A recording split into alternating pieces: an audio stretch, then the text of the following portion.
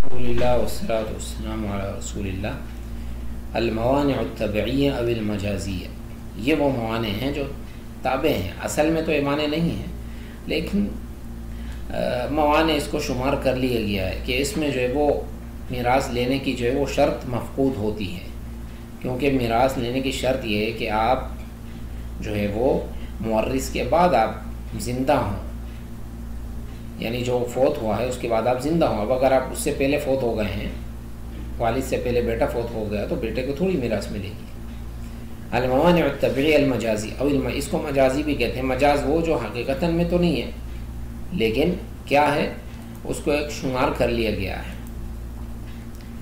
یہ کہ جہالت تاریخ الوفا، ایک شخص جو ہے وہ فوت ہو گیا، اب آپ کو پتہ نہیں ہے کہ وہ 30 تاریخ کو اس کی وفا، اور ہوا یہ کہ اس کے اور ایک شخص فوت ہو گیا،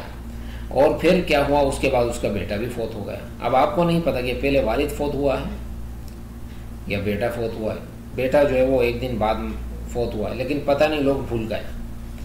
بھولنے والا بھی مسئلہ آگے آئے گا، لیکن یہاں یاد کر لیں کہ جس شخص کی تاریخ وفات معلوم نہ ہو تو میراث اس کی ورثاء میں تقسیم نہیں ہوگی، اس کے بعد والے جو فوت شدہ ہوں گے، یہاں تک کہ پتہ چل رہا ہے کہ ہاں یہ ان سے پہلے جو ہے اس کی وفات ہوئی، والد کی 5 تاریخ کو وفات ہوئی تھی، اور یہ جو دوسرے 2-3 وارث مرے ہیں ان کی پھر 7 تاریخ کو ہوئی تھی۔ اب ہم 30 تاریخ کو جو ہے میراث تقسیم کر رہے ہیں، تو موجودہ دو بچ گئے ہیں، ان کے والد کے جو ہے وہ 2 بیٹے بچ گئے ہیں، تو ان میں جو ہے میراث تقسیم 2 کا حق ہے، زندوں کا۔ لیکن وہ جو 2 ان سے پہلے مرے ہیں، اگر پتہ چل جائے کہ بھئی وہ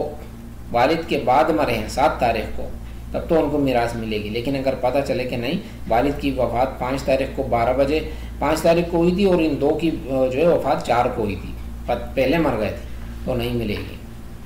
تو یہاں پر مطلب یہ کہ جہالت تاریخ الوفا،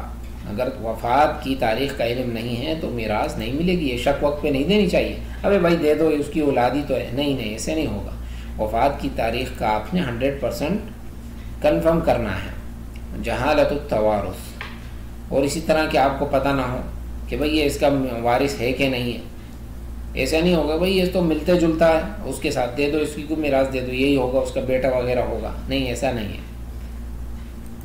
یعنی کوئی شخص آ کے دعویٰ کر دے میں فلانے کا جو ہے وارث ہوں، اس کا کوئی بھی وارث نہ ہو، اور آپ کہیں بھی اس کی آنکھیں مل رہی ہیں اس سے،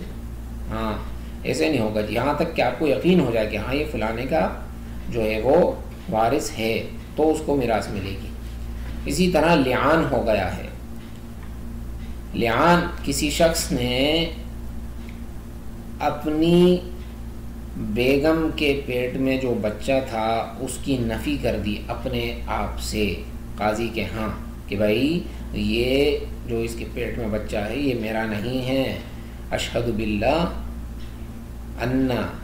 انی لمن الصادقین فی ان ھذا الولد لیس منی، قسم کھائے گا کہ میں یہ گواہی دے رہا ہوں اللہ کے لیے کہ یہ سامنے اس کے پیٹ میں جو بچہ ہے یہ میرا نہیں ہے، 4 بار، اور 5ویں بار کہے گا کہ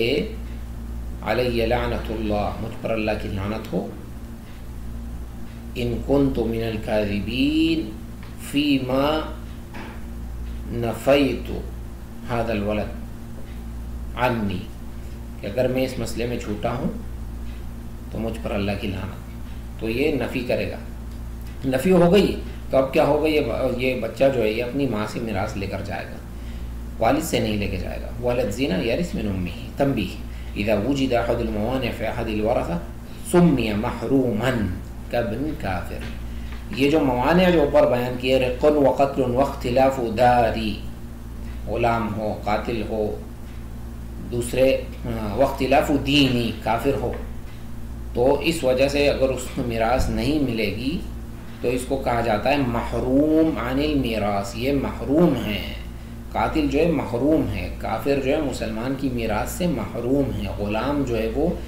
آزاد کی میراث سے محروم ہے، اس کو محروم کہتے ہیں۔ وَمَتَى لَمْ يَرِثْ أَحَدُ الْوَرَثَةِ بِسَبَبِ وُجُودِ الْآخَرِ الْأَوْلَى مِنْهُ سُمِّيَ